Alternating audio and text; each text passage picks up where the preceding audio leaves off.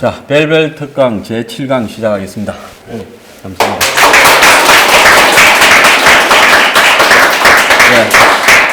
네, 새 나라는 어수선하겠지만은 어쨌든 복은 좀 많이 받으시고 건강하십시오. 나라 신경 쓰다가 건강 베리면 곤란합니다. 요즘 화병 환자들이 늘어난다고 하는데요. 저희 뉴스 브리핑 회원분들은 화병이 걸리면 안 되겠죠. 오늘 어제 북한하고 남북 고위급 회담이 있었는데 오늘 주제가 그래서 안보 과잉이냐 안보 불감증이냐 사이에서 대한민국 국민들이 헤매고 있다 하는 주제로 이야기를 하겠습니다. 일부에서는요 지금 북한하고 벌어지고 있는 평창 올림픽과 이 남북 고위급 회담 이야기를 주로 하는 게 좋겠습니다. 원래는 다른 이야기를 좀 하려 했는데요. 2부에서는 과거 보수 정권들이 안보 장사를 좀 했지요.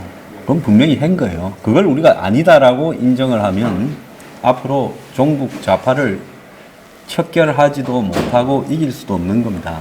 그 장사를 했는데 제대로 못하고 시원찮게 했으니까 오늘날 문 정권이 이렇게 국가를 농락하는 일들이 벌어지고 있는 거고요.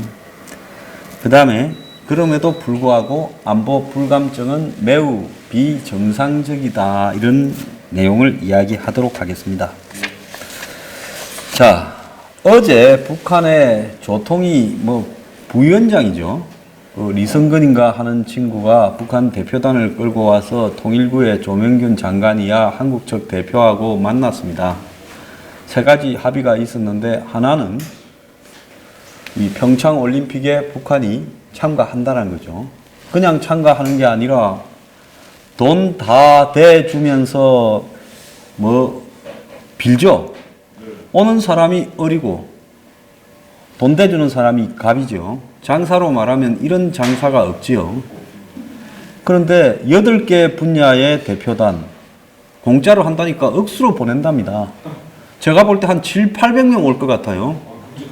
지금 선수단부터 대표단, 무슨 기자단, 창간단, 무슨 민족올림픽 조직위원단, 문화예술단, 모란봉 악단까지 온다고 하고 기자단 이래가지고 그냥 공짜로 어차피 크루즈 빌려서 데리고 오니까 한 배 꽉 채워서 오겠다고 합니다.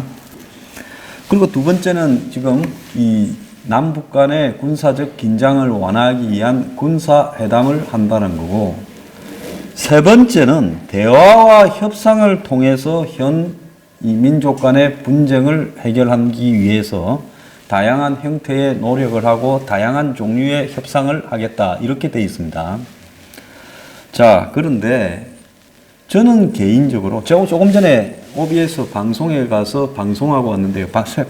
생방송에서 내 할 말 다 했습니다. 나는 그 꼴을 못 보겠다 했어요. 세상에 돈 다 대주면서 북한 선수단이 온다는데 빌고 빌었어요. 저 오기까지의 과정을 좀 이야기를 하면 숱한 물밑 접촉이 있었겠습니까? 없었겠습니까? 그냥 갑자기 북한이 김정은이가 신년사에서 발표해서 온다고 보십니까? 물밑 작업이 있었겠죠. 예. 있죠. 그럼요. 어제 회담의 결과 합의 사항도 이미 합의가 다 된 거. 어제는 껍데기, 빗자루들을 꼽아놓고 그냥 회의하는 척하고 말한 겁니다. 어제 북한이 슬쩍 협박을 하나 했죠. 그 똑똑한 청년 어디 동남아 잘 갔다 오셨고. 감사합니다. 네, 그 북한이 무슨 협박을 했어요? 그 신문에서 보니까 비핵화도 얘기를 꺼냈다는데 우리가 북한은 전혀 그런 거 없다. 우리 동남아 더운데 갔다 와갖고 감이 좀 흐려졌네. 옛날에는 막 정답이 나왔는데. 죄송합니다. 그래서 이제 우리의 핵은 미국을 겨냥한 것이니까 니네 신경 쓰지 말라고 이렇게 협박을 했다고 해서 비핵화를 해서 굉장히 북한 측에서 화를 냈다고 그렇게 들었습니다. 그것도 맞는 말이긴 한데. 예. 마강수 교수님 친구분 어제 북한이 시작할 때 딱 공갈을 하나 했지 않습니까? 모르겠는데. 실황 중계. 예? 실황 맞다. 그렇죠. 이 방송 이거 다 공개하면서 하자 했죠. 그러니까 어쨌습니까? 한국이 후들짝 놀라가지고 일부만 이렇게 하다가 나머지는 다 비공개로 하자 이랬지요. 왜 한국이 후달짝 놀랍니까? 정상적이라 그러면 한국이 공개적으로 하자, 자유민주국가에 뭘 감출 게 있겠습니까? 하고 북한 놈들이 저는 놈자를 좀 붙이는 걸 이해를 하십시오. 싫은데 나도 놈이라도 좀 할 수 있어야지. 북한 놈들이 그러지 말자 이래야 되는 거 아닙니까? 그게 맞습니다. 근데 왜 한국이 어제 지금 상황이 주객이 전도된 상황이죠. 어쩌다가 이리 됐을까요? 일단 국민들한테 전 정부에서 뭔가 지금 이루고 있다는 걸 보여주기 위해서 그러지 않나 그렇게 생각해요. 네. 그리고 북한하고 지금까지 여태까지 과거를 보더라도 먼저 깬 건 북한이에요. 항상 협정이. 이번도 마찬가지로 나는 그렇게 될 거라고 봐요. 네. 자, 과거에 이명박 정부 때요, 북한이 이명박 정권이요, 겉으로는 보수 정권인 척하면서 북한에 남북로 가스관 놔주겠다. 또 북한에 철도, 전기 연결해주겠다. 도로 연결해주겠다 하면서 별의별 제안을 다 하면서 정상회담하고 이럴라 했어요. 그러다가 뭐 이 미국도 의식하고 또 서로 계산이 안 맞아서 깨졌는데요. 그때 북한이 베이징에선가 만나가지고요, 한국이 줬던 돈 봉투를 집어 던졌습니다. 기억나십니까? 안 나십니까? 기억납니다. 그러니까 북한하고 한번 회의를 하려면 거기 온 북한 대표단한테 돈 봉투를 주는 거예요. 가들 쓰라고 줬겠습니까? 경훈이 쓰러. 북한은 그거 삥땅 치다가는 북한 가면 어떻게 죽어요? 곡사포로 장성택이 죽듯이 맞아 죽어요. 그 삥땅 치는 거 용납 안 합니다. 영화 베를린 보면 그 북한 돈 삥땅 치다가 어떻게 보복하는가 잘 나오잖아요. 그래서 그 돈은 만날 때마다 북한에 그때는 김정일이겠죠. 거기에 좀 상납을 하라라는 계약까지 가기 위한 일종의 성의죠. 옛날에 노무현 정권에서 2007년에 북한하고 정상회담을 날을 딱 받아놓고 있는데 갑자기 아프간에서 거기 아프간에 선교하러 갔다라는 좀 골빈 사람들이 있어가지고 전 지금도 그 사람들 골빈 사람들이라고 생각합니다. 아프간에 그 탈레반이 설치는 해교 국가에 전쟁이 나가 있는데 거기 선교하러 갔다는 사람이 그게 제 정신입니까? 아무리 자신의 종교적 신념이 중요하다 하더라도요, 그것 때문에 국가에 어마어마한 민폐를 끼쳤죠. 결국 2명이 죽었지요. 그리고 10수명이 인질로 잡혔다가 국정원장 김만복이가 선글라스 맨 파슈트 너를 한다라는 국정원의 정외요원이라고 하면서 선글라스 낀 사람을 데리고 가서 마치 그 사람이 석방시킨 것처럼 쇼를 했지 않습니까? 그 선글라스 맨의 역할은 뭔가 하면 통역이에요, 통역. 그건 개나 소나 다 압니다. 굳이 데려갈 필요도 없고 현지서도 구해서 영어로 하면 되는 거예요. 자, 그 석방의 핵심 요인은 뭡니까? 그래서 제가 그 전에 국정원장 한 사람하고 점심 먹으면서 직접 들었어요. 좀 많이 줬다고 들었다고. 3천만 불쯤 줬다라는 이야기가 있죠. 그런데 실제로 팔레반한테 준 돈은 2천만 불 이하고 나머지 1천만 불 이상은 그건 다 북한에 줬다는 겁니다. 거기 보도도 되지 않았어요. 근데 거기에 대해서 논란을 갖다가 지속하기를 거부하고 있죠. 만약에 그 보도가 사실이 아니라면 오마이뉴스에 한때 근무하던 김당이라는 사람이 그 이야기를 공개적으로 제기를 했죠. 그거하고 관계없이 저는 옛날부터 그 이야기를 들었습니다. 김정일을 만나려 하는데 2007년 14 남북 정상회담입니까? 김정일이 공짜로 만나 주겠습니까? 뭘 줘야지요. 그래서 그 중에 저는 그 돈이 다가 아니라고 봅니다. 그거는 계약금일 거라고 봐요. 그래서 김정일하고 원래 만나기로 한 날짜가 연기가 한 차례 되어서 결국 10월 4일 날인가 회담이 이루어졌죠. 그때도 돈을 준 겁니다. 자, 이번에 한번 보십시다. 문 대통령이 이 미국에 지금 이제 역순으로 한번 바둑 같은 경우에 이렇게 끝나고 나면 복귀를 한다잖아요. 지금 역순으로 계산을 해봅시다.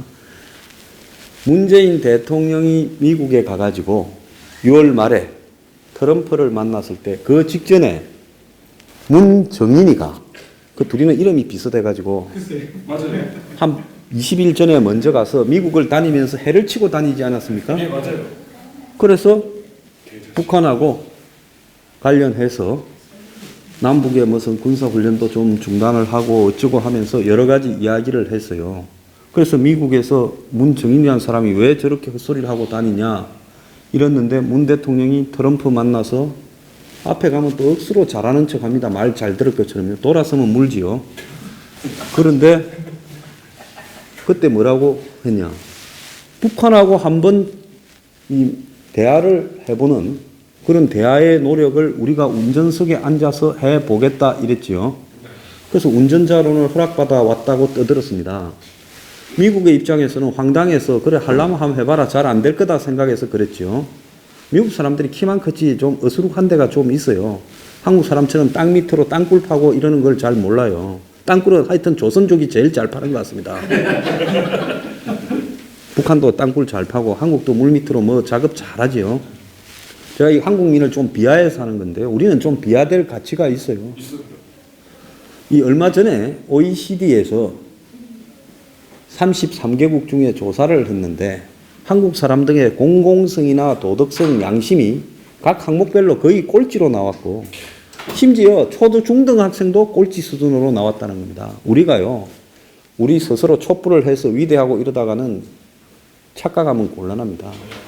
우리는 솔직히 말하면 국가의 경제 규모에 비해서 거기 상응하는 민족적인 수준을 가지지 못했다라는 게 제 생각입니다.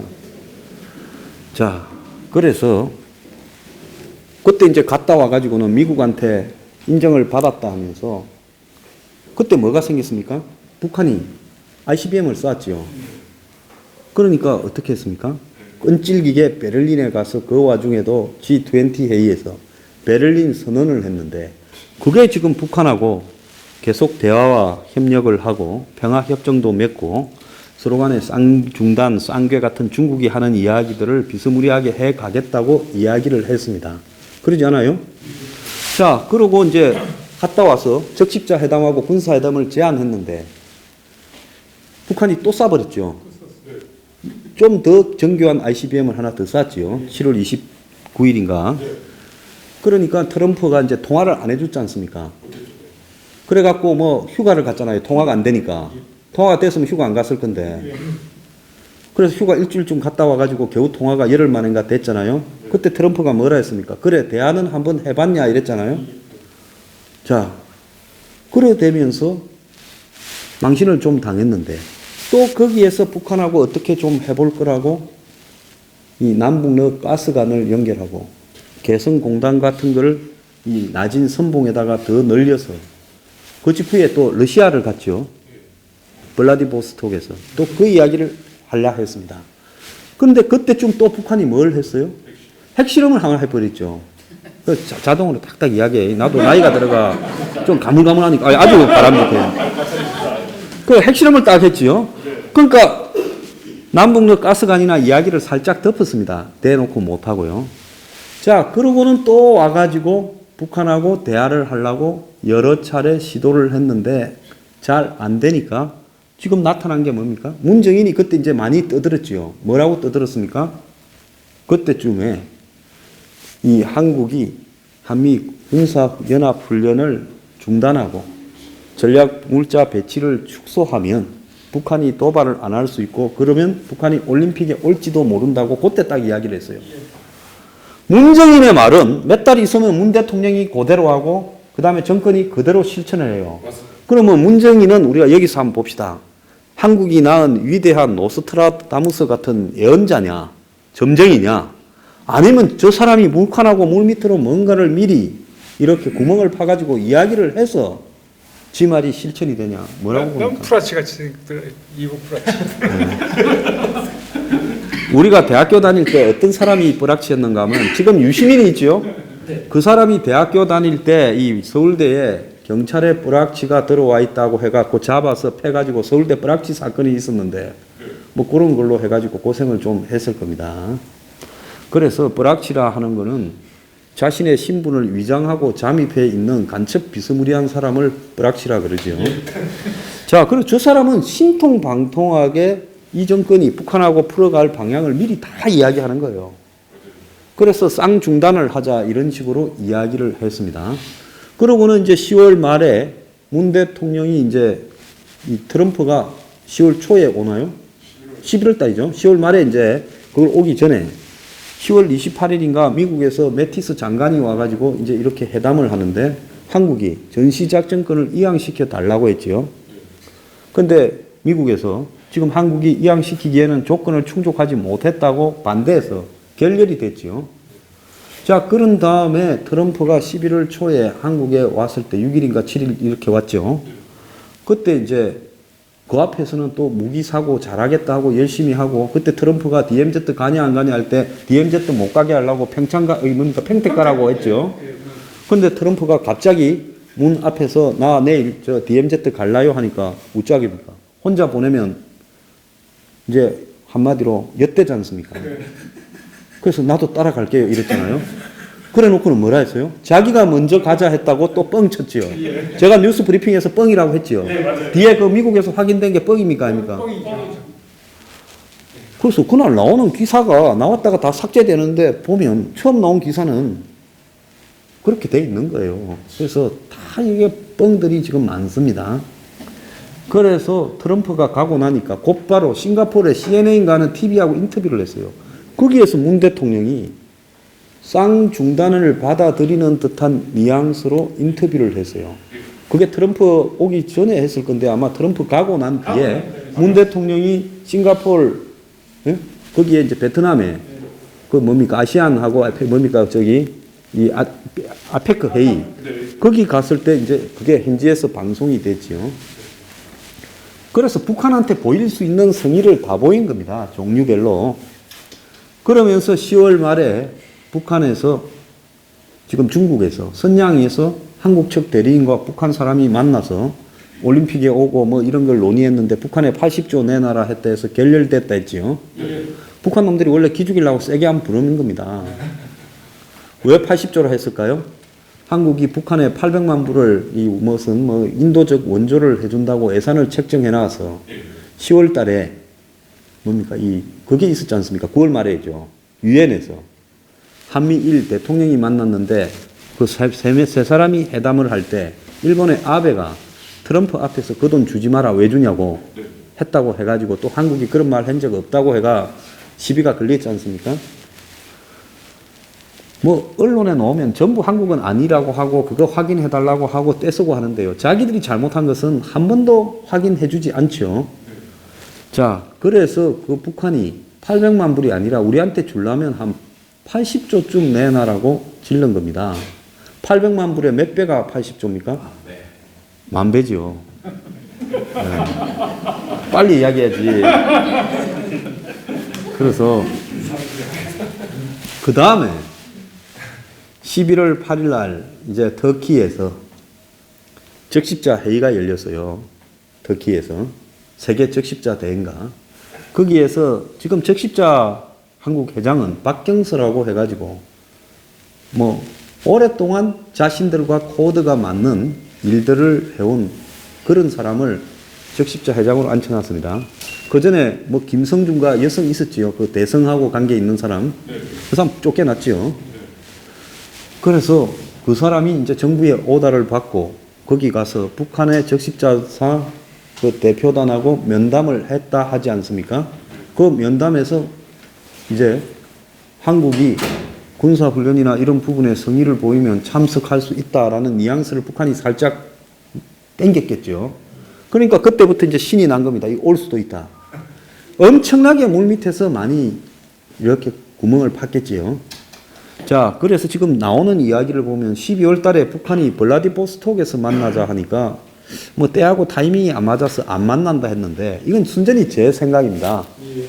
제 생각으로는 갑자기 북한에서 아마 한국의 2인자급이 와가지고 북한의 올림픽 참가와 군사훈련 중단 이런 부분을 보장을 해달라고 요구를 했을 거예요. 그런데 갑자기 한국의 2인자가 블라디보스톡에 가면 이상하게 생각할 거 아닙니까? 일도 없는데요. 한국의 2인자가 누굽니까? 그거 다 아시네. 상황 아니에요? 어제 임종석이가 칼둔이라고 그 뭐 저기 UAE에 얼마 그 별것도 아닌데 공항에서부터 뭐 그냥 완전히 그냥 통관 절차도 걸치지 않고 차 대놓고 뭐 차를 갖다가 한국이 에쿠스를 리무진을 갖다 놓으니까 벤처를 대라고 저거 벤처 타고 가겠다고 했다는 거잖아요. 그 저런 자 정도가 오는데 아부다비 행정청장이라면 서울시장 정도밖에 안 되죠.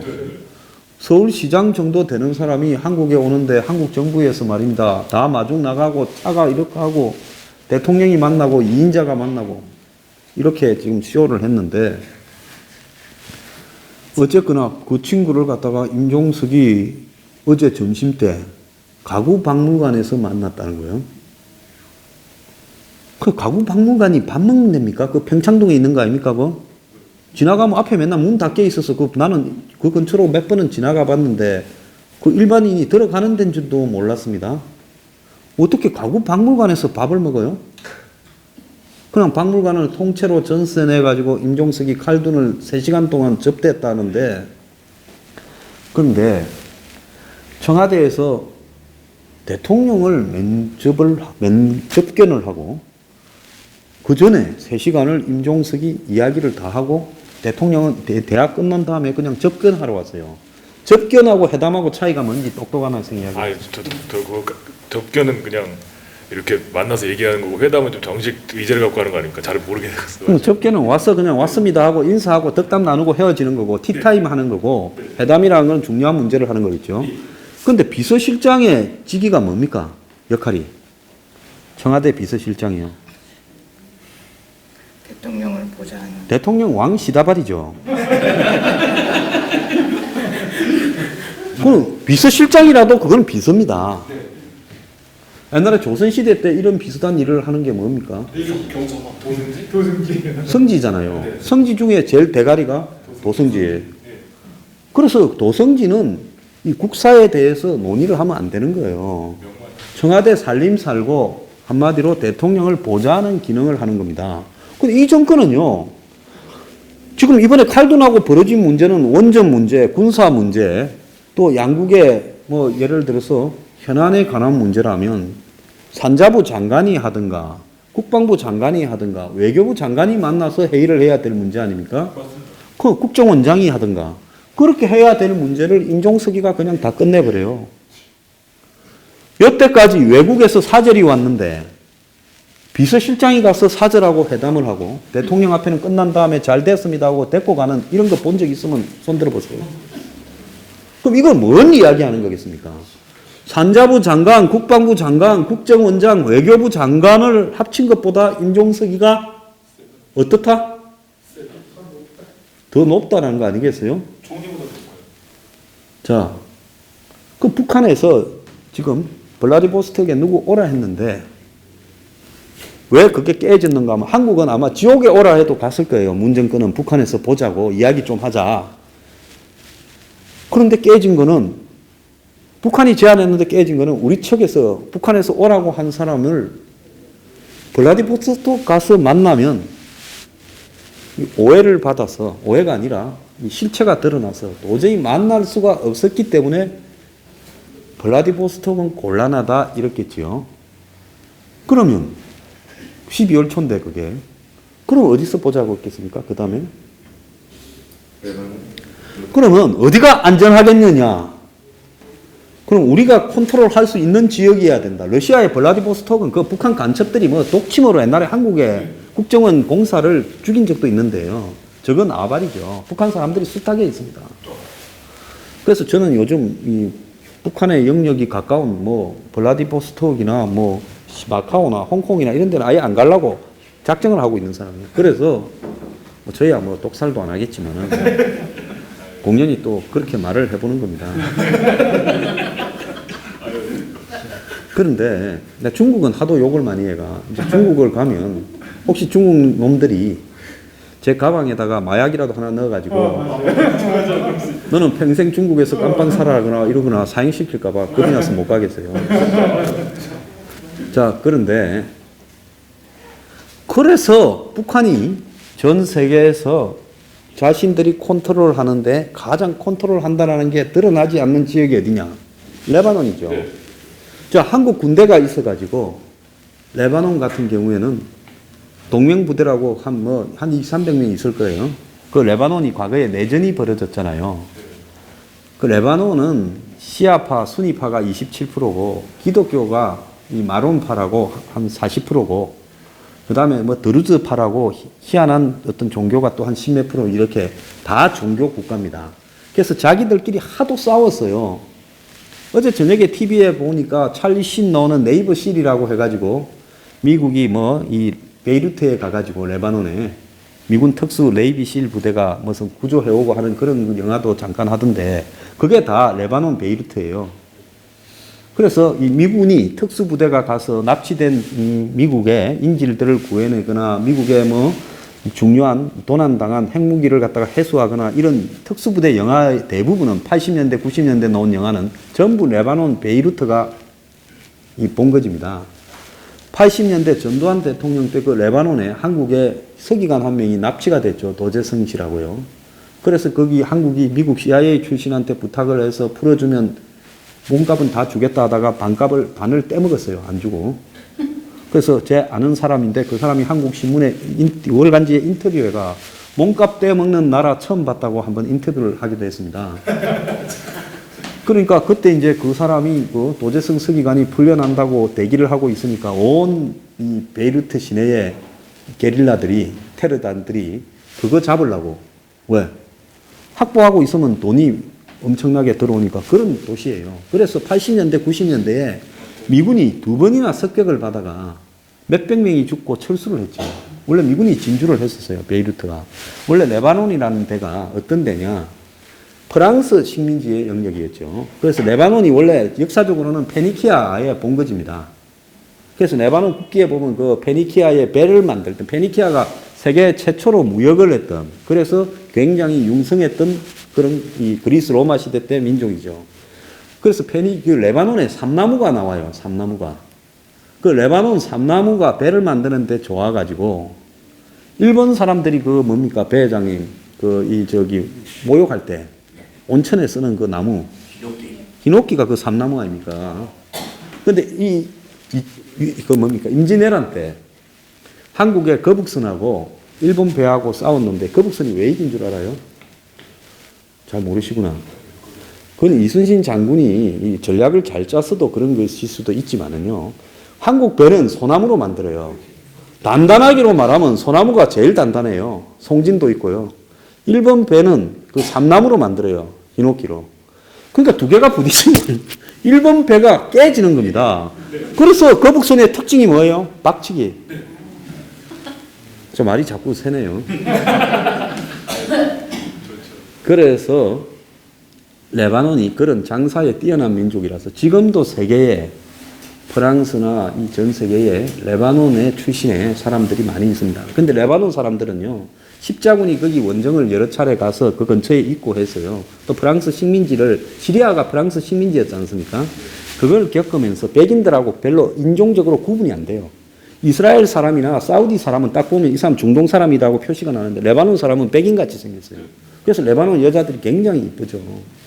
근데 거기 얼마 전에 총리가 프랑스 대상가하고 점심을 먹다가 전화통화를 한 통을 받고는 갑자기 나가서 공항에 가서 비행기 타고 사우디 리야드로 가가지고는 돌아오지 않았죠.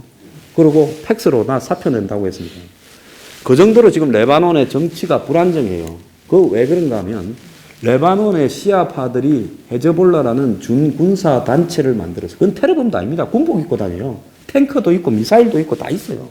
이스라엘이 2006년에 거기에 쳐들어갔다가 헤즈볼라가 땅굴을 파가지고 그 땅굴을 북한이 도와줬다는 이야기가 있지 않습니까?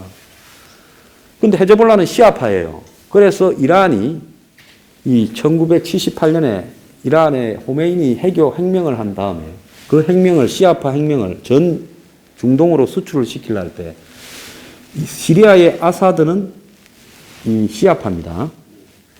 그때 이라크는 시아파가 후세인한테 탄압받고 있었지요. 그래서 레바논의 시아파들을 밀어가지고 이스라엘을 견제를 하려고 이 이란이 헤즈볼라를 무기를 다 대줬습니다. 그래서 헤즈볼라가 그때부터 커져가지고요. 이제는 정당이 되어가 헤즈볼라는 이스라엘한테도 이긴 유일한 중동의 군사 조직이다. 이런 평가를 받고 있습니다. 2006년에 이스라엘이 납치당한 이스라엘 병사 보복을 하겠다고 쳐들어가서요. 남부 레바논에. 원래는 좀 점거를 하고 있었습니다. 그런데 이스라엘이 100몇십 명이 죽고 한 500명이 다치고는 도망을 났어요. 레바논의 민간인은 좀 죽었죠. 그때부터 이스라엘을 지지하던 레바논의 기독교들도 그냥 이스라엘을 반대하고 헤즈볼라를 지지하는 거예요. 그래서 얘들이 정당을 만들어가지고 지금 사실은 레바논 정치를 좌지우지하고 있습니다. 겨우 이 수니파가 총리를 만들었는데 거기 대통령은 상징적인 존재예요. 그런데 시아파 이란의 압력과 헤즈볼라의 압력에 의해서 총리가 맨날 끌려가니까 사우디에 지금 사우디를 뒤집고 있는 개혁을 한다라는 그 왕세자 빈 살만이 너 일로 와 해가 그걸로 사우디로 갔어요. 사우디에 돈 받아갖고 정치하니까 그럴 수밖에 없죠. 그래가 사표를 가지도 않고 내버렸습니다. 팩스 사표 낸 사람 아마 처음일 거예요. 그래서 총리도 제대로 없는, 그래서 그 나라 국민들이 마라톤 대회에서 총리여 돌아오시오 하고, 내가 뉴스 브리핑 잘 들은 사람은 다 들은 이야기일 거예요. 그러는 나라예요. 그런 나라에 임종석이 가서 할 일이 뭐가 있겠습니까? 헤즈볼라는 공항이에요. 한국에서 누가 온다 했을 때 헤즈볼라가 공항이나 이런 걸 다 통제합니다. 얼마 죽여버려 하면 죽습니다. 그러니 임종석이 레바논 갈 때는 헤즈볼라가 보장을 해준다고 하는 거예요. 한국에 동명부대가 가 있지만은 군사적인 역할은 하나도 하지 못하고요. 헤즈볼라까지 포함해서 치료해주고 길 닦아주고 시다발이 하고 있어요. 사실 그런 유엔군을 빙자해서 군대가 가 있을 필요가 없는 데입니다. 시아파 이란의 아지트가 레바논이에요. 그래서 과거에는 북부에 시리아가 주둔해가 있었는데 이 헤즈볼라가 커지니까 이란이 굳이 시리아가 주둔할 필요가 없다. 돌아가라 해가지고 시리아가 한 7, 8년 전에 철수해버렸죠. 그래서 레바논에 혁명이 났다 했는데 사실은 이 오른팔을 빼고 왼팔로 이렇게 이란이 통제하고 있는 이란의 위성국가 같은 나라입니다. 자, 그런데 이란하고 북한하고의 관계는 이란에 보면 이 뭡니까? 이 혁명수비대라고 있죠. 그 혁명수비대 조직은 이란 군하고도 또 묘하게 다르게 혁명을 수출하는 그런 부대예요. 그래서 이라크가 이제 후세인이 쫓겨나고 시아파가 잡았지 않습니까? 그래서 이라크 전쟁에서 요즘 한때 이라크가 모술을 함락당하고 할 때 군대가요 10배, 20배 많고 온갖 무기들을 미군이 준 걸 다 갖고 있었는데 IS가 쳐들어오니까 다 버리고 도망갔는데 요즘은 하는 데마다 다 이게가 거의 다 회복했잖아요. 그거 왜 그런 줄 알아요?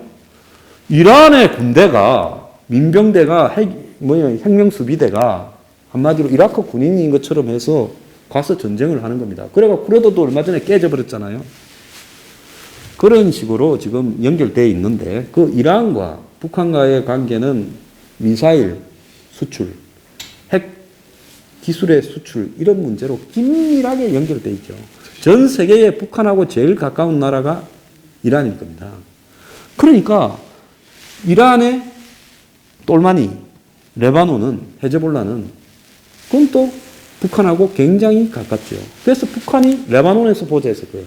근데 레바논을 가야 되는데 뜬금없이 레바논을 비서실장이 대통령이 중국 간다고 보좌하기 바쁜데 가면 이상하다 생각할 거니까.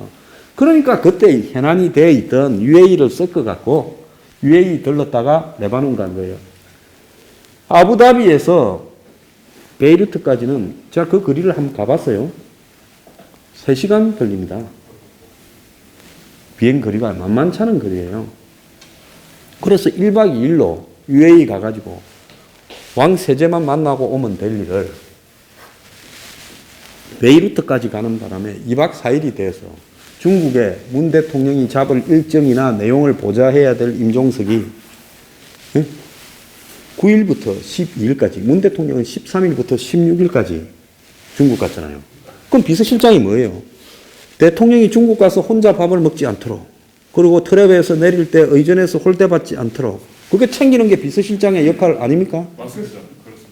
근데 비서실장이 그 시기에 비우고 어디로 가버렸어요? UAE하고 레바논 갔어요. UAE하고 문제가 심각하게 생기니까 그동안에 쌓인 불만을 군사협력 문제나 핵 폐기물까지 다 걸어서 문제 제기를 했겠죠. 그런데 그거는 UAE에 갔다 오는 문제는 꼭 그때 안 가도 9일, 10일 안 가도 대통령이 중국 갔을 때 이제 비서실장이 갔다 와도 돼요. 왜? 보좌할 일이 없었기 때문에.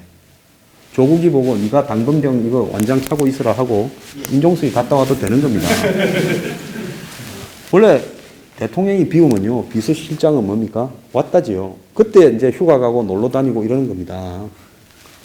그런데 굳이 그때 간 거는 뭡니까? 중국에 가서 문 대통령이 시진핑이하고 이렇게 이야기한 뭐 산불 이야기도 하고 이랬지만은 그 이야기만 했겠습니까? 공개 안 된 내용이 있겠습니까? 없겠습니까? 중국이 이야기하는 게 뭡니까? 쌍중단, 쌍괴 아닙니까? 쌍중단은 뭡니까? 북한이 도발을 하지 않으면 미국은 그걸 한 2달 정도를 확고하게 도발하지 않으면이라고 이야기하죠. 북한이 마지막 ICBM을 쌓은 게 11월 29일이니까 1월 29일까지가 2달이에요. 근데 1월 29일이 올림픽 엔트리 마감이에요. 2달 동안 도발하지 않으면 이 한국과 군사훈련이나 이런 걸 중단한다. 이게 쌍중단이에요. 그런데 문정인이가 전략자산 배치 중단도 하나 더 얹었지요. 원래 중국은 전략자산 배치는 안 했습니다. 한국이 하나 더 얹어줬어요. 그리고 쌍괴는 뭡니까? 평화협정과 비핵화 협상을 동시에 시작한다는 거예요. 자, 여기서 제가 항상 강조하는 게요. 북한이 진짜 없애겠다 하고, 우리 진짜 없앤다고 각서를 쓰고, 그런데 우리가 바로 없애버리고 협상을 하면 곤란하니까 없애는 건 확실하다고 김정은이 지휘부로 약속을 하고, 자, 평화협정 진전 속도와 맞추어서 핵과 미사일을 동시에 없애겠다고 하면 그거는 말이 되는 이야기예요. 그런데 그게 아니라 지금 중국과 북한이 생각하는 거나 한국의 이 비핵화 평화협정을 주장하는 사람들이 생각하는 거는 우선 북한과 미국 간에 대화 협력을 통해서 신뢰를 만들고, 그래서 서로 신뢰하는 시스템이 고착이 되면 북한이 제일 마지막에 입구가 아니라 출구에 핵을 미사일을 없앤다는 거예요. 그러면 뭐냐? 선평화협정을 맺고 핵을 없애는 것은 후불로 하자라는 이야기가 지금 함정인 겁니다. 한국에 지금 평화협정을 주장하는 현 정권에 있는 사람도 그걸 동의해주고 있어요. 그래서 문정인이가 뭐라 했어요? 핵을 동결을 조건으로라고 했지 않습니까? 그리고 북핵을 지금 인정할 수밖에 없다. 보유를 그렇게 말했잖아요. 문정인이가 말하는 게 답이라고 봐야 돼요. 적어도 안보에서는 문정인이가 한국의 대통령이에요. 뭐 안보 말고도 다른 분야는 또 딴 대통령이 있더만은. 그래서 중국 가기 전에 북한한테 먼저 중국하고 해야 될 이야기를 좀 찔러줘야 어떻게 보이겠습니까? 신뢰가 생긴다고 생각을 하지 않겠습니까?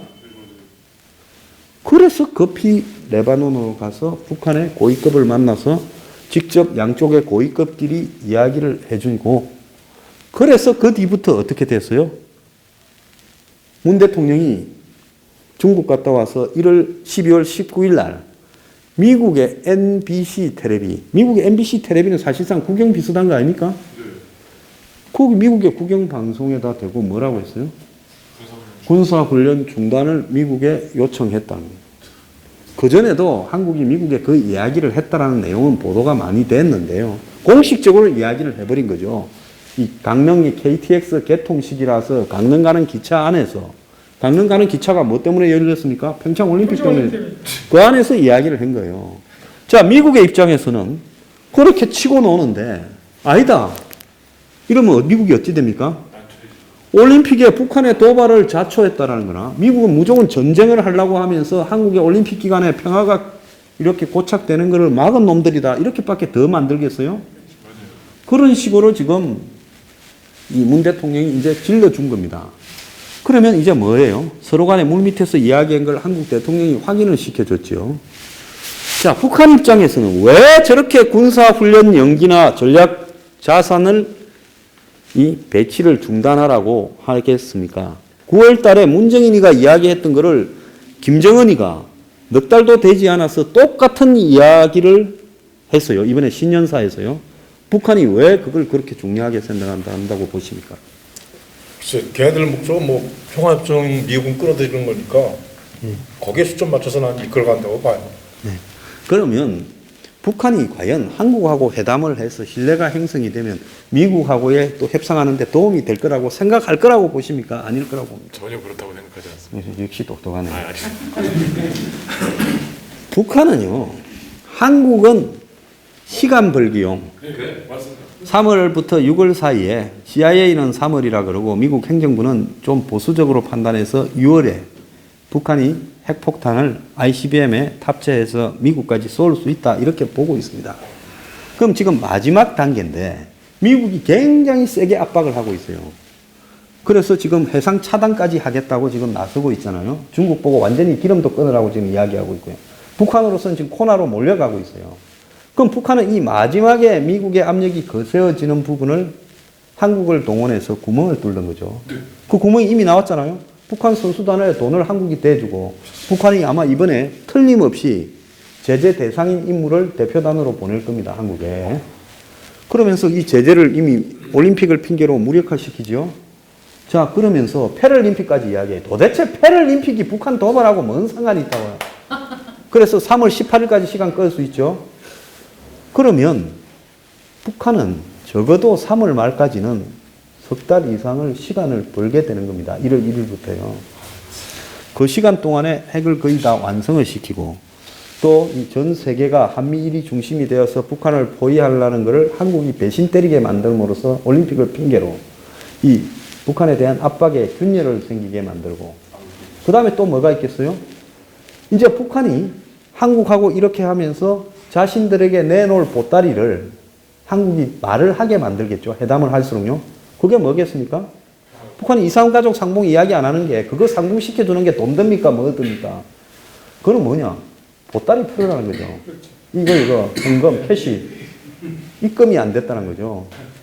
자, 혹자는 한국이 입금을 이미 해줬을 거다 하는데 제가 봤을 때 줬다 하더라도 그냥 신뢰를 위한 계약금 정도로만 줬지 큰 돈이 가는 것은 없을 거라고 봅니다. 지금 이 상황에서 한국이 돈 북한에 줬다라는 게 확인되면요. 한국은 그야말로 정권 자체가 붕괴돼야 되는 거예요. 그래서 이 사람들이 구두로 많은 약속을 했을 거예요. 너네들이 비핵화 협상에 참여하는 순간부터 우리는 개성공단을 20배 키워주겠다. 오이사 조치 해제해주겠다. 또 뭡니까? 또 있죠. 금강산 관광이나 개성 관광 해주겠다. 그거 말고도 뭐 북한의 마식령 스키장을 세계적인 관광지로 만들어주겠다부터 남북역 가스관도 바로 추진하겠다. 낮은 성봉에 공단 만들어주겠다. 너네들 다 미기 살리게 이 소리 했을 거예요. 그러면 이런 소리가 이제 나오기 시작하면 한쪽에서는 북한의 숨통을 쪼우자고 막고 있는데 당사자 한국이 가가지고 전부 구멍을 다 뚫어주는 역할을 하게 하는 거죠. 그리고 김정은이가 머리가 굉장히 좋은 놈인데 저것도 놈이지요. 그죠? 좋은 놈인데 저 인간이 저는 김정은이 쳐들어오면 저는 제일 일바따로 죽겠습니다. 저도 그렇습니다. 그래서 김정은이가 한미 군사 훈련을 중단하라고 하는 것을 이야기를 했지요. 신년사에. 전략 자산의 배치를 중단하라고 했지요. 전략 자산은 뭡니까? 전략 자산은 지금 이제 이 한국에 왔다 갔다 하는 항공모함, 또 B-1, B 랜서 비행기부터 B-52 비행기, 미국의 핵 잠수함 이런 게 다 전략 자산이라고 볼 수 있겠지요. 한국에 그거 들르지 말라는 이야기예요. 자, 한국이 나서서 미국이 북한을 공격하는 부분을 책임지고 막아달라 해준 거죠. 그런데 한국에 문재인 대통령이 수도 없는 공식 석상에서 이번에 중국 가서도 평화를 원한다. 전쟁 반대한다. 대화로 해결해야 된다를 했죠. 입만 열면 그 이야기하고 있어요. 베를린에 가서도 이야기했고요. 유엔에 가서도 이야기했고 8.15 기념사에서도 이야기 지금까지 한 10번쯤 이야기했을 거예요. 자, 미국의 북한에 대한 공격은 우리가 다 막아주겠다. 우리가 막는데 미국이 북한 칠 수 있냐? 그러면서 자신이 이제 북한하고의 대화를 주도하는 모양새를 갖추려고 하는. 저 사람도 노벨 평화상을 받고 싶은 모양이에요. 그런데 김정은이 이걸 내건 부분은 한국이 지금 그거를 갖다가 이 미국하고의 군사훈련이나 전략자산 배치에 대해서 북한의 입장에 동의하는 순간에 한미 동맹이 균열됩니다. 제가 지금 저게 연기가 목적이 아니라고 이야기를 했죠. 그 다음날 바로 나오는 게 뭔가 하면 지금 키리졸브나 독수리 훈련을 3월에 하는 걸 연기를 하면 그게 뒤로 밀리면서 쌍용 훈련이나 얼지 포커스 가디언 훈련하고 이렇게 서로 다 충돌이 되면서 미국의 일정 때문에 이걸 갖다가 축소하거나 중단을 일부 해야 될 상황이라고 하는 거죠. 이 계산을 한국의 문정인이나 이 사람들이 다 미리 했던 겁니다. 그러면 지금 미국은 올림픽이 끝나자마자 이제 군사훈련을 하자고 하겠죠. 한국 보고. 그렇죠. 하죠. 그런데 북한이 올림픽이 끝나면 뭘 들고 나올 거라고 봅니까? 이번에는 김정은이 신년사에 쌍중단을 이야기했죠. 북한이 쌍괴를 들고 나올 거라고 봅니다. 자, 미국이 비핵화 협상에 착수하자. 한국을 상대로 하는 게 아니라, 그리고 평화협정을 맺자고 이제 본격적으로 북한이 들고 나올 거예요. 그러면서 평화 분위기가 이제 고착이 되는데 한국이 반대할 거야, 이럴 거예요. 한국은 설거머니 북한 입장을 들고 나올 가능성이 있을 겁니다. 그러면 미국은 어떻게 하겠습니까? 이제 한국에 대해서 경고를 하겠죠. 군사훈련에 들어와라 하겠죠. 그러면 한국이 군사훈련을 갖다가 자꾸 머뭇거리면서 시간을 뒤로 미루려고 할 겁니다. 그러면 미국은 이것들하고 동맹을 해야 되나 하는 이야기가 나오기 시작하겠죠. 자, 이런 과정을 거치면서 한미 동맹의 균열을 끌어내고 전시작전권 이양처럼 미군을 갖다가 이 땅에서 드러내는 부분을 북한이 지금 흔들고 있는 거죠. 이간질의 핵심이 이겁니다. 자, 그렇게 된 상황에서 북한이 언제든 판을 깨도요, 어색하지 않은 상황이 마련됐어요. 왜 그런 줄 알아요? 엊그제 합의안 3번에 보면 어제 북한하고 한 대화와 협상을 통해서 모든 문제를 해결한다 돼 있어요.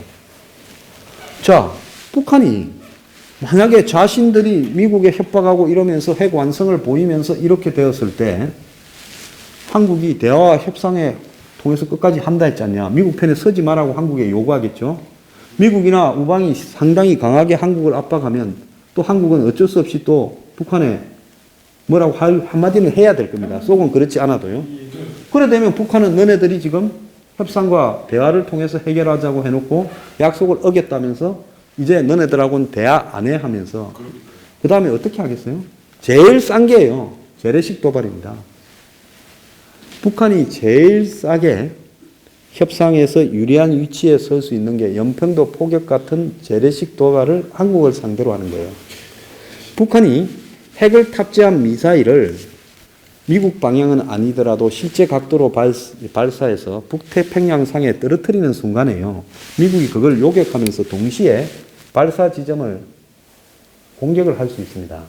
그래서 북한이 제일 두려워하는 거는요. 자신들은 마지막 걸 미국한테 보여주면서 이제 기술이 완성됐다는 걸 보여주면서 겁을 주려고 핵을 탑재한 미사일을 시험으로 발사를 하면 그때 나올 미국의 반응을 북한이 계산을 하기가 지금 예측하기가 어려운 거예요. 미국이 그때도 참고 또 경고할 거냐. 지금 미국의 가이드라인은 핵을 실제로 미사일에 탑재를 해서 쏘는 순간에 너네들 그냥 안 둔다 이렇게 돼 있거든요. 근데 그때도 미국이 북한을 지켜보고 있으면 이제 미국이 우스운 놈 되는 거예요. 그때는 미국이 일본을 동원해서 이지스 하면서 동해상에서 요격을 할 거예요. SM-3는 요격을 할 수 있어요. 확률이 한 85에서 90% 된다고 합니다. 그때는 실패하더라도 요격해야죠. 자, 이제 그렇게 되면 요격만 하겠습니까? 곧바로 지금 이 뭡니까? 벌러디 노즈라고 그러죠. 오늘 신문에도 났지만은 코피 작전을 통해서 북한의 쏜 부분에 기지들을 초토화시키겠다는 거죠. 자, 그러면 북한은 남한을 통해서 뭐 보복을 하겠죠. 장사정포를 서울로 쏘는다든가. 그렇지만은 북한도 이제 그쯤 되면 끝나는 거 아니겠습니까? 그러니까 북한이 그 실험을, 마지막 실험을 한다라는 것은 죽을 각오가 아니면 하기 어렵기 때문에 저놈들도 살라고 협박하는 거지 죽으려고 협박하겠습니까? 3조 5천억을 들어가지고 만들었어요? 그래서 저놈들이 지금 노리는 부분은 뭐냐? 한국을 한 방 치는 거죠. 뭘로? 재래식 도발로요. 그래서 지금 뭐가 될 것처럼 하지만 이게 순식간에 올림픽이 끝나면 북한이 연평도 포격 같은, 이제는 연평도를 포격하는 게 아니라 이 한반도 본토를 포격할 거라고 봅니다. 자, 그렇게 되면 어떻게 되겠습니까? 지금 문재인 정권의 스타일로 봐서 쏠 거라 봅니까? 대응해서요? 항복하자 그러겠죠. 분명 평화. 네. 전번에 11월 13일 날인가 기순병이 올 때 총을 그리 맞아가 거의 죽기 직전까지 방치했잖아요. 예, 맞아요. 다 지켜보고요. 북한이 쏘면 쏠 거라 봅니까? 북한이 쏠 때는 그냥 안 쏘죠. 시비를 살살 걸면서 쏘죠. 네. 자, 그런 상황이 오게 되면 아마 난리가 나버릴 겁니다. 한국의 경제가 흔들흔들거리고 전쟁 직전 분위기까지 가게 될 거예요. 자, 그러면 전 세계가 달라들어서 북한을 갖다가 설득하고 미국이 달라들어서 북한하고 협상을 하자고 할 수 있겠죠. 그러다가 마음에 안 들면 또 서울에다가 한 방을 때릴 수도 있어요. 자, 그러면서 싸움이 설사 한국이 이제는 못 참겠다. 그러다가 정권이 날아갈 것 같아서 북한을 향해서 쏜다더라도 서로 쏘는 그 싸움이 얼마나 갈 거라 봅니까? 한 30분 안에 끝날 거예요. 미국하고 중국이 개입하면서요. 그러면 데미지는 누가 입습니까? 북한이 입을 데미지가 있습니까? 그럼 그냥 국민들이고 병사고 다 소모품이에요. 쌓여있는 무기 빨리 쓰지 않으면 고철되기 때문에 몇 개 쓰는 거죠. 한국은 뭐 어떻게 됩니까? 경제가 그냥 공포에 휩싸이면서 끝나버리겠죠. 이런 상황을 북한이 유도를 하면서 핵과 최종적으로 완성한 ICBM을 가지고 미국을 협상을 끌어들이려고 할 가능성이 매우 크다는 겁니다. 자, 그래서 이런 것들을 이 정권이 지금 유도를 하고 있는데요. 제가 일부에서 지금 마지막으로 하고 싶은 이야기는 정말 이해가지 않는 게 오늘 아침에 제가 조사를 보고 깜짝 놀랐습니다. 내가 뉴스 브리핑에서도 이야기를 했는데요. 미국의 여론조사 회사에서 여론조사를 했는데 한국이 미국하고 북한하고 전쟁이 난다라는 부분에 세계 28개국을 조사를 했는데 한국 사람들이 전쟁 안 난다라는 게 제일 많았다는 겁니다. 자, 미국의 여론조사 업체 입소스 유명한 데입니다. 세계 28개국의 16세부터 64세에 21,548명을 상대로, 그러니까 나라마다 한 1,000명가량 조사를 한 거죠. 그러면 상당히 많은 숫자를 조사를 했고 신빙성이 높은 조사입니다. 그래서 북한과 미국이 올해 전쟁을 할 거라고 생각하니까 그렇게 물으니까 미국 사람은 47%가 그렇다. 그럴 가능성이 없다고 한 사람은 33%입니다. 한국에서는 21%가 전쟁이 날 것 같다. 28개국 가운데 전쟁이 날 것 같다라고 답한 사람 비율이 가장 낮았습니다. 전쟁 가능성이 없다는 사람은 이거의 3배, 66%예요. 자, 그래서 남미나 이 콜롬비아가 한국에서 전쟁이 날 것 같다는 게 비율이 세계에서 제일 높고 브라질 이런 데 다 높았대요, 중남미는. 자, 한국 주변 나라로 보면 일본에서 전쟁이 날 것 같아가 32%, 중국이 30%, 러시아가 23%라는 거예요. 28개국 전체 평균이 42%가 전쟁 가능성이 있다고, 전쟁 가능성이 없다는 40%인 겁니다. 콜롬비아에는 55%가 전쟁 가능성이 있다고 하고 남미에서는 50% 이상이 전쟁이 난다고 이야기를 한다는 겁니다. 자, 제가 지금 일부에서 이 정권이 지금 북한하고의 이 올림픽을 빙자한 고위급 회담을 어제 했고 오늘 문 대통령이 마치 그런 걸 고무적인 것처럼 그 다음날 신년 기자회견을 통해서 이야기를 했는데요. 지금 북한하고의 쭉 있었던 물밑 과정들을 보면 이것이 우연이 아니죠. 그 사이에 물론 이야기를 하지 않았습니다만은 최문순이니 김진표니 이런 사람들이 또 만나고 그런 사람들 외에 국정원이니 뭐니 만나고 다닌 게 숱할 거라고 보고 있습니다. 하지만 큰 빼드는 이런 것들을 통해서 정리가 됐는데 문제는 한국이 세계에서 제일 전쟁이 나지 않을 것 같다고 이야기하는 이 태평성대의 안위함은 다 어디서 나왔겠습니까? 그런데 불과 한 3, 4년 전만 하더라도 한국 사람들의 보수가 진보 좌파에 비해서 한 6대4나 7대3 정도로 많았는데 어찌하여 한 3, 4년 만에 한국 사람들이 다 미쳐버린 겁니까? 돌아간 겁니까? 왜 그렇다고 보십니까? 이제 그 이유에 대해서 제가 2부에 이야기하도록 하겠습니다. 자, 1부 마치고요. 저 가서 김밥이나 식사 좀 하십시오. 우리 저 강보고 씨가 열심히 일해서 이 김밥을 사왔습니다.